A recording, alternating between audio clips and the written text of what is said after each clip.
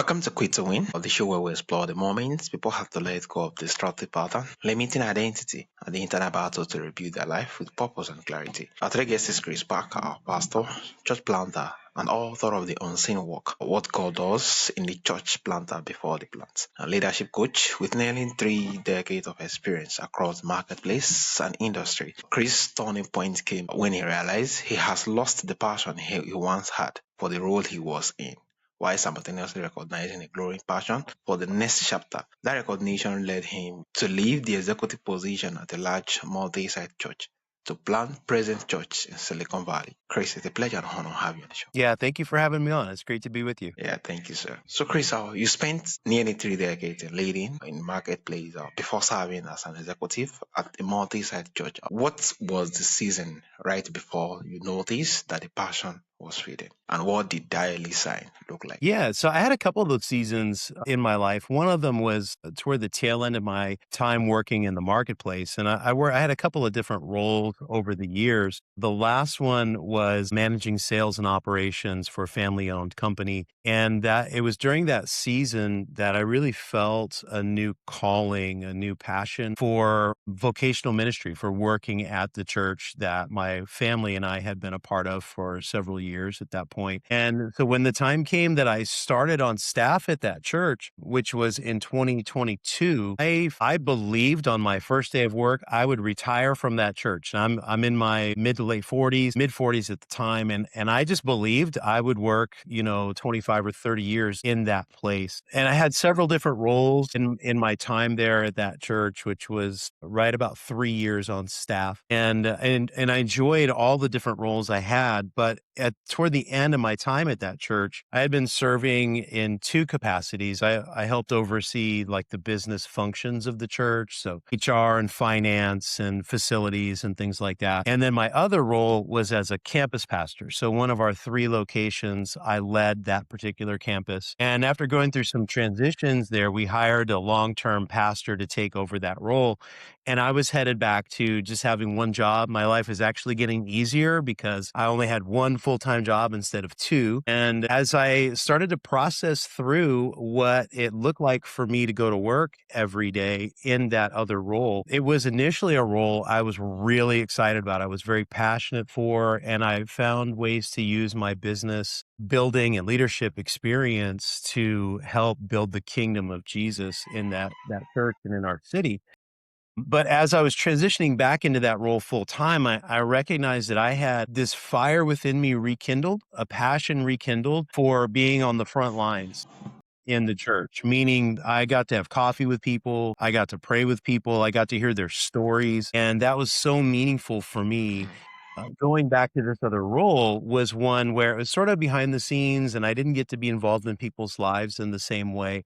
It's a really important role, but I just didn't feel a calling toward that anymore. And so Jesus really used that season of my life to help me recognize that my season was drawing to an end at that church. It's a great church. They sent us out, they blessed us, they resourced us with coaching and financial support and equipment. They've been with us the whole way. So I was leaving a really good thing to go to a really uncertain, scary thing because I just really believed it was what God was calling us to do. Oh, that was really lovely. Just hearing that testimony and getting to know when the time was already coming to an end, despite the uncertainty from the other ends. But there's a conscious nudging, which really speaks volumes to, go all out for it. It's amazing. And also, you write about the unseen work of God.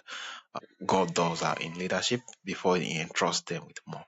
Looking back, what was happening internally during that period that no one around you? Yeah, so much. So that season where I served as a campus pastor, it was a merge campus, which means that our church had a campus in that city and we merged with another church. And there were just sort of some of the natural friction that you experience when you take organizations with their own separate cultures and you blend them together. You naturally have some friction and whatnot. And so part of my role there was to help sort of align all of the different people that were involved in that campus and get them all pointed the same direction. And that process is always a bit messy. You deal with a lot of emotions, you deal with a lot of people who want to continue doing things the way they've always done Yeah. them. They don't really want to change. And so that was a very formational experience for me because I learned to navigate really difficult conversations in a church context where in my past I had navigated some of that in the workplace where things just relationships are a little bit different, like when a paycheck is involved, right? So when you're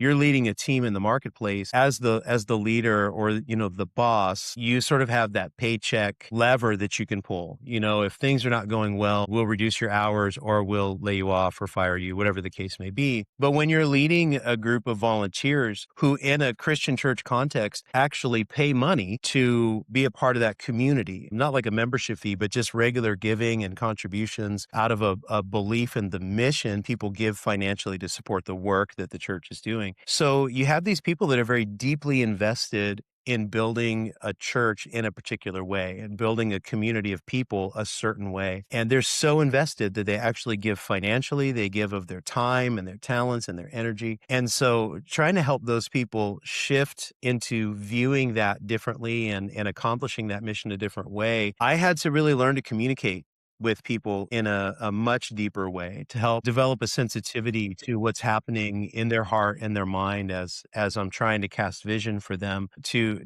live a different way. It really challenged me to deepen my emotional intelligence, to learn to understand people more deeply, and to be much more nuanced in the way I approached conversations with people where in the marketplace, it's much easier to just come in and say, here's what I'd like you to do. And when they say, well, I don't really want to do that, you kind of default to, well, you kind of have to do it because that's what we need you to do. But in a church context with volunteers, that same approach doesn't really work. So I had to learn to vary some of my approaches to people. And at the same time, I began to see myself in those people and think about how would I feel if someone came into my life and suggested that something I'd given my life to for 20 years now needed to be done a different way. Right? And that was something that really my wife helped me understand more deeply. She's much more in tune with people than I am, and she's helped me grow in that area so much. And learning to put myself in their shoes helped me a lot in terms of communicating with them and helping to walk with them into this next season, the next chapter of building this church community together. Yeah, oh, that is really amazing. And having to learn it as lessons in a whole new and different way, owing to the fact that, yeah, it's really a whole lot and a whole lot of lessons to really make out there. Thank you so much, for sharing. And also, you leaving an organizing executive role at a large established church to plan something from nothing in Silicon Valley is significant risk. What did that transition teach you about faith that staying in a stable roles never could? Yeah. When we read our Bibles, particularly if you read in the New Testament book of Acts, which, talks about sort of after Jesus died and was resurrected and went back to heaven, the book of Acts picks up and tells the story of how the early first century church was formed and how the gospel message, the hope of Jesus spread throughout the known world then. And we read these stories about how they lived under threat of persecution, of violence, even of death. We see martyrs, the first martyrs there in the New Testament, and just what they experience is so different than what we experience, especially here in America. We just don't experience things like that here. We don't have to take those risks on behalf of our Yeah. faith. And that has created a lot of comfort in really the Western church, but certainly where we live here in the Silicon Valley. And so much because we're right in the heart of where the technology world was birthed. Google is here, Facebook is here, Hewlett Packard and these other companies going all the way back into the 70s where the tech boom started here in the Silicon Valley. And we've learned to depend on our own intelligence, our own capabilities, our own capacity, and we've learned to depend on our own resources. And so leaving a very stable church environment, a very stable career environment with a 15-year track record of Yeah. financial success and success in the mission of building community with people, it taught me to lean more into my faith in that I had to rely on Jesus to provide everything that we needed. We had to raise our goal was to raise $2 million over the first 4 years of our church in order to just pay for everything that we need to do to start a church because life is so expensive here in the Bay Area. It's one of the top 3 or 4 most expensive places in the world to live. And so we had to raise this ridiculous amount of money. And I had not really any successful experience at raising money, at fundraising. So this was a whole new journey for me, and it forced me to truly go to my knees in prayer before Jesus and ask him for his provision for Yeah. what he's asked us to do. And that's something that I have been learning honestly over and over again in this church planting journey is that every time Jesus asks us to do something, he provides what we need to see it become a reality. And that has deepened my faith. Jesus has built a resume in my life, particularly in the last 2.5 years of his faithfulness that when he speaks and he asks us to do something, if we just take the next step he asks us to take and the next, he will provide. But it requires us to do some pretty crazy things. It Yeah. sometimes requires us to leave stable jobs and to change the way that we live personally and as a family and really trust that God's going to provide everything that we need. And that's been challenging. And even our church is 10 months old now. And so it's been more than a year since I left that position at the church I was at, the large church before. And God has been faithful to provide everything we've needed along the way. Mm. And yet I still have to relearn some of these lessons along the way that when Jesus asks us to take these giant leaps of faith, because he wants to do something significant in our city, he's going to provide what we need for that to become a reality. And so I'm really wrestling constantly because I'm very entrepreneurial, I'm very driven, I'm success oriented, I want to Mm. get after it. Yeah. And so when God says, "Hey, I want you to do this," I'm ready to run 100 miles an hour and do the thing.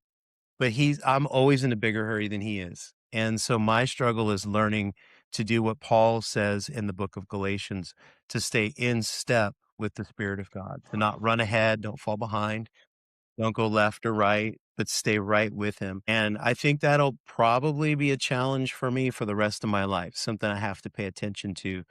But there's been so much that Jesus has shown me. He's revealed about my character and who I am, my personality, and how he wants to both work in and through me for the benefit of people around me. But he also wants to work in me for my benefit to help me grow and become more like him and become the best version of myself. Yeah, amazing. This is really lovely. Yeah, faith is built in the journey through obedience, and the more you get to obey, the more you see His hands in those particular results. And yeah, this is really amazing. And thank you so much for sharing your testimony with us.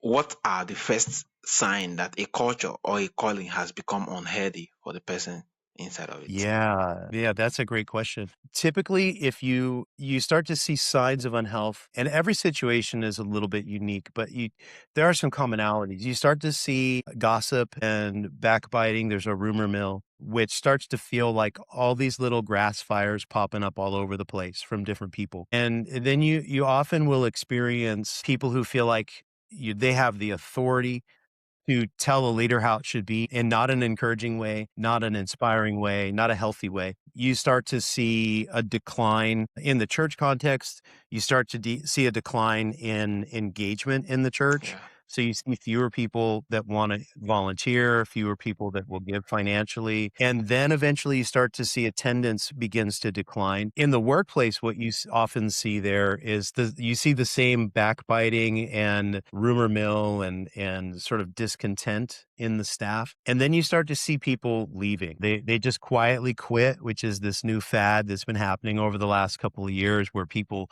they just sort of disappear and hide in the chaos of the day. They don't really accomplish their job like they're supposed to. All the way from that, all the way to people actually just walking out with no notice and quitting to go somewhere else. And then that really impacts your ability to maintain your client base and you start Yeah. to lose clients. And this is why culture is so important. And as leaders, whether in the marketplace or in ministry or in our families, we start to recognize some of these signs and symptoms of a lacking health in our environments. And we start to act on them and just start to bring some awareness to some of the things that we're seeing and work with people to bring them back into alignment.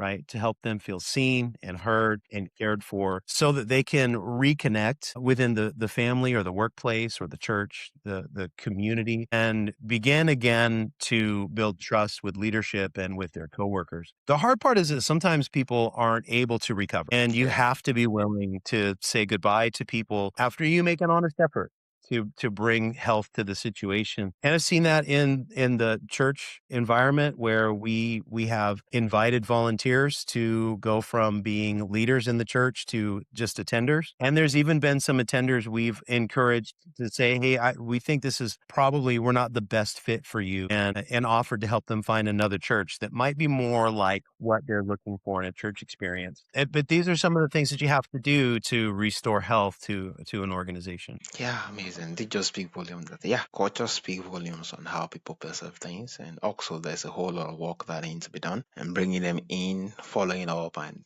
yeah, I'm willing to let go when it doesn't align. A whole lot to actually learn in there. Yeah, thank you for sharing. And also your book argue that God does important work in the leader before entrusting them with more. Why do you think so many people resist that process? It is a hard process. It's hard. It's really difficult because, and sometimes it's a spiritual process. Sometimes if you're not a person of faith, you see it a little bit differently as personal growth. Whichever angle from which you see it, the reality is for us to grow as people, we have to be willing to look in the mirror and recognize that we all have faults. Hmm, We all yeah. have flaws and we all have blind spots. And we have to be willing to sit with someone we love and trust, that we know loves and trusts us, and hear from them that we may have a blind spot that we need to work on. Or perhaps I was too harsh in the way I said something. Yet just yesterday, I said something to my sister-in-law. It wasn't especially kind. And my wife said, the big brother came out in you there. And I knew, Yeah. okay, I have to apologize. It was harsh. And so we have to be willing to receive that kind of feedback from people. And sometimes that feels like a personal attack because modern culture in our world today teaches us that we have to appear like we have everything together. Yeah, figure out. I'm not really active on social media. Our church is very active on social media, I'm not against it. I think there's a lot of good to Instagram and Facebook and all the things, but there is a dark side to it. And part of that dark side is nobody posts the picture before the perfect family picture. Do you know the one I'm talking Yeah, about yeah, where the mom is yelling at everybody yeah. and you will smile, we will get this perfect family photo. And we've got some of those pictures, where we snap the picture before the perfect one. And none of us ever post that picture on social media. We post the airbrushed picture, the one that represents all of our perfect vacation photos and our perfect family and our perfect holiday celebrations, because the human survival instinct that's built into us says that we have to appear successful, we have to appear strong, we have to appear like we have everything together and figured out, even though all of us know on the inside that it's not true. None of us have it all figured out. None of us are perfect. And so the process of allowing God to work in our hearts, the process of examining who we are as people and growing, is a really difficult process that requires a lot of vulnerability and sacrifice of pride and sense of self in order to honestly examine who we are and to grow based on the feedback that we receive from the people around us. Yeah, amazing based on the feedback. Yeah, this is really amazing, especially when you just make requests again. God will have to walk you through the process before you get to commit anything to you. And it's really lovely being that those processes that actually more like make your staying in that particular gift for long, authentic, and being able to kind of being effective, being that it does not deploy those who doesn't train. And it's really amazing. And just the way you said it's difficult owing to the noggin and everything, and it might hurt your ego and every part of it, but you just have to let it down. And yeah, it's amazing. So you talk about character being what keep you somewhere,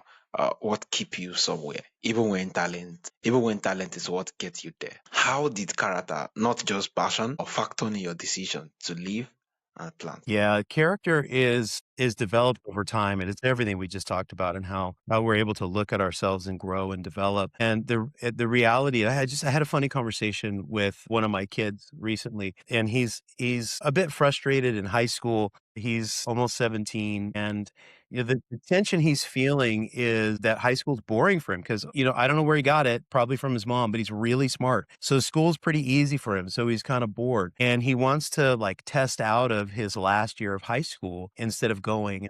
And I said, son, sometimes the seasons of delay that we face are really important for us because we learn so much about ourselves Yeah. and how to persevere. There's so much growth that happens for us in those seasons. And the reality of life is that the next season of difficulty we face will always be more difficult than the last one we faced. And if we don't go through and learn and experience the difficulty of the foundational moments of our life, then we get into deeper water than our character can handle because we find ourselves having to carry a weight for which we've not yet been prepared because we didn't engage in the process of growing our character and deepening the foundation of our souls. And we find ourselves then, and honestly, we've seen this in the American church multiple times in the last couple decades where we see pastors whose churches grow really fast and they go from a church plant to a 20,000 person church, and 15 years in, they have a moral failure. And there's a lot of different reasons for that, but often that has to do with the fact that they skipped a few steps in character development along the way. And as the church continued to grow because of their natural gifting and whatnot, they run out of gifting and have to rely on their character. Yeah. And the foundational character is not there to carry the weight of the success they've experienced. This is really key. And yeah, you just speak volume over again to the process and the fact that, yeah, if you skip process, it's definitely you are going to need a particular point where you need to draw from that particular process that you actually get to avoid. And having those lapses, it's going to be a whole lot. And I think the moment you just see this, it just brings me back to the story of Joseph in the scriptures that make reference of the fact that being sold as strictly and he knowing how to manage a Potiphar's house and a whole lot of different things and going to the prison, managing the whole of everything was coming to his hand, managing the team and everything. Yeah, he's a great example of all these principles at work, right? As we read his story, see all the ups and downs Yeah. that he experienced in his life, yet he stayed faithful to God. And one of my prayers is that God would continue to grow my character, however painful it is for me in that experience, so that he can do with my life what he wants to do, to not let my character or my level of faith limit what he wants to do in my life. There's a passage in the Gospels where Jesus left his hometown. And I don't remember which gospel it's in, but the gospel writer says essentially Jesus didn't do many miracles there Yeah. because they didn't have the faith Yeah. required for him to do the miracles. So we have our part to play in seeing God work in our lives. And so I pray often to Jesus, don't let me be a limiting factor to what you want to do. And it is not something we can do in our own strength. It requires the Spirit of God moving and Yeah. working in our lives to help us release our pride and our false self and our own desires in life, to align our hearts and our desires with His, Yeah. and then allow Him the space to work in and through our lives to accomplish what He wants to accomplish. And I believe with all my heart that on my deathbed, when I look back, if I'm able to do that more often than not, I will look back on a life that was well lived. Yeah.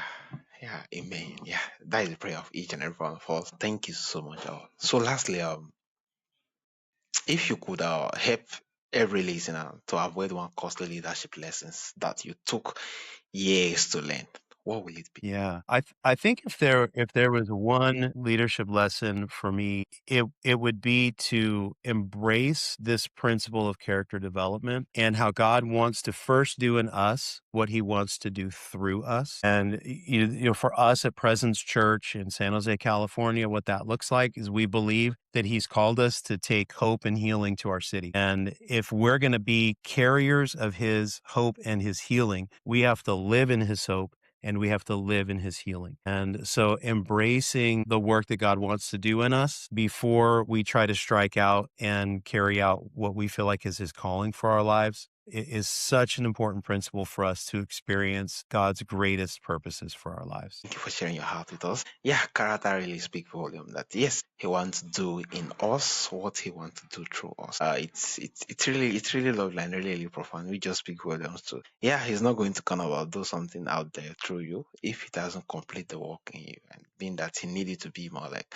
an evidence of that particular thing He's drawing to you. Yeah, amazing. Thank you so much. So, for my audience who love to connect with you, reach out, uh, get your book, and follow you on various platforms. How can they reach out, and where is the best platform? Yeah, so the book's available on Amazon. You could just go to Amazon.com. There is a paperback version, but there's also an ebook available for download. And to follow us on social media, the best way to do that is to follow Presence Church, which is at Presence Church SJ. And we're very active there on social media. You can message us there if anybody wanted to get in touch with us. That's the best way to reach us. God often does His work, does His most work in us before the next chapter even begins. It's one this audience is definitely going to sit with. Yeah, and for my audience, I'll share this with leaders who feel passionate, shift, but not sure of what to do. Remember, the unseen work is not wasted work, it's preparation. Once again, it's a pleasure and honor to have you on the show. Praise. Thank you for having me. So good to talk with you.